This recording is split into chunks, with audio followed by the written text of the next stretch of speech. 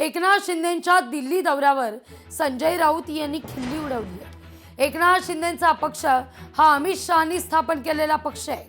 मोदी शिंदेंच्या पक्षाचे मार्गदर्शक आहेत असं या ठिकाणी राऊत म्हणतात। तर म्हणून शिंदे दिल्लीत गेले असं म्हणत राऊतांनी टीका केली आहे। ऑपरेशन टायगर ठीक आहे, मुळात शहा आणि मोदींनी या सगळ्या लोकांची मांजर केली आहे असं म्हणत राऊतांनी निशाणा साधलाय। इथे जर कोणी ऑपरेशन टायगर करायला असेल त्यांनी दिल्लीचा इतिहास समजून घेतला पाहिजे। या दिल्लीला पानिपतापासून आणि मोगल काळापासून फार मोठा इतिहास आहे। इथे जे जे लोक अशा प्रकारचं ऑपरेशन करायला आले बरं का, ते निर्वस्त्र होऊन आपापल्या राज्यात किंवा परागंदा त्यांना व्हावं लागलं। त्यांच्याच गटामध्ये ऑपरेशन होतं, मी वारंवार सांगतो, त्यांच्याच गटामध्ये ऑपरेशनचं काम सुरू आहे एका वेगळ्या गटाकडून, आणि ते त्याही ऑपरेशनची सूत्र दिल्लीतून हलत आहे। या दिल्लीतून कधी ना कधी प्रत्येकाला जावंच लागतं। ही दिल्ली कोणाची नाही, हे जरा ऑपरेशन वगैरे करायला येणारे जे लोक आहेत असं म्हणतात त्यांनी समजून घेतलं पाहिजे। बारामती विमान अपघात प्रकरण आणि या प्रकरणी अमोल मिटकर यांची प्रतिक्रिया आहे। अपघात प्रकरणी चर्चेकरता सोमवारपर्यंत वाट पाहू असं मिटकरी म्हणतायत। विमानात 6 माणसं गेली की 5 माणसं गेली?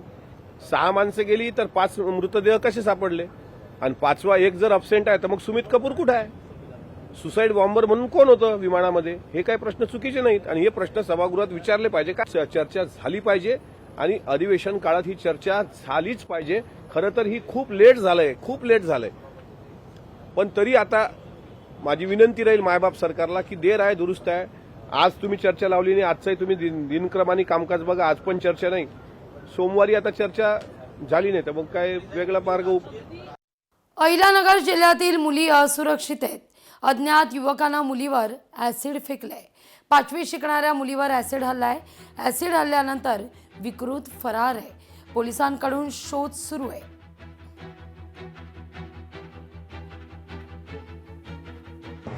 आज 11:30 ते 12 वाजताच्या दरम्यान वडगाव पाण गाव आहे संगमनेर तालुक्यामध्ये। त्या ठिकाणी शाळकरी मुलगी परत येत असताना तिच्यावरती अज्ञात व्यक्तीनं ॲसिड फेकल्याची घटना घडली।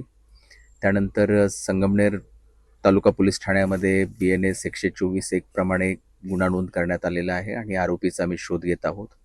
संबंधित मुलगी आहे, तिच्यावरती उपचार PMT हॉस्पिटल लोणी या ठिकाणी करण्यात येत आहेत। उपचार सुरू आहेत आणि कमी पुढील जे आरोपीच्या जे शोध घेत आहोत। मी घरातच होते, पण जेव्हा तिचा आवाज आला मला वेगळंच वाटलं म्हणून मी बाहेर आले, तर ती रडत होती म्हणून मी तिला जवळ घेतलं, तर तिचं म्हणजे असं चेहरा पूर्ण चिकट झालेला होता। आम्ही तिचा चेहरा धुवून काढला, तिचा चेहरा धुवायला गेले तर माझे पण हात चिकट झाले, काळे पण झाले माझे हात, आणि एवढंच म्हणणार मी का त्या मुलीला न्याय मिळाला। आता ती आज शक्य असून म्हणजे 10-11 वर्षाची मुलगी असून ती शक्यतो 6वीला जाते ती शाळे, म्हणजे 11-12 वर्षाची असून।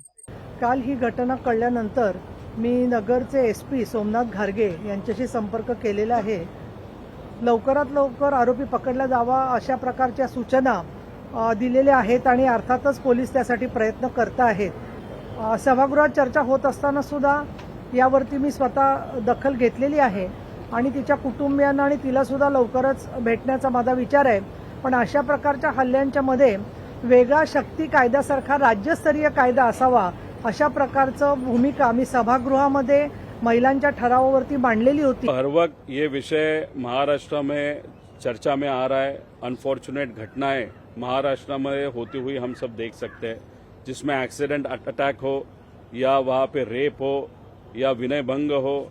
उसी के साथ अगर आप देखो तो लड़कियां गुम होने का परसेंटेज हो जो सबसे ज्यादा इस दुनिया भारत में अगर कहाँ पे होगा तो इस महाराष्ट्र में। लेकिन इस बारे में महाराष्ट्र सरकार के माध्यम से कोई भी वहाँ पे स्टेप नहीं ली जा रही, तो ये बहुत चिंता करने वाली बात है। लोकशाही मराठी ऐका, पहा, जागरूक रहा।